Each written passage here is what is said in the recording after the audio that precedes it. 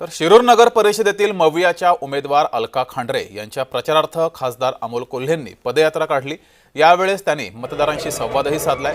खासदार अमोल कोल्हेंसोबत बातचीत केली आहे आमचे प्रतिनिधी अमोल दरेकर यांनी पाहुयात।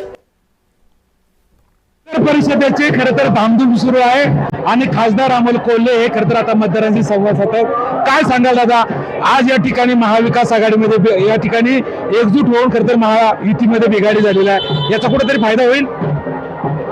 इतरांचं माहित नाही, पण महाविकास आघाडी अत्यंत एकजुटीनं ही निवडणूक लढवते आणि आज जर हा उत्साह बघितला, नागरिकांचा उत्साह बघितला, तर नागरिकांना या सगळ्या उमेदवारांवर, महाविकास आघाडीच्या उमेदवारांवर, माजी आमदार अशोक बापू पवार यांच्या नेतृत्वावर हा पूर्णपणे विश्वास आहे। आणि गेल्या काही वर्षांमध्ये जवळपास 221 कोटी रुपयांचा निधी हा शिरूर शहरासाठी आलेला आहे आणि या सगळ्या गोष्टी मतदारांच्या मनात आहे। त्यामुळे महाविकास आघाडीचं पारडं शिरूर शहराचं नक्कीच जड आहे।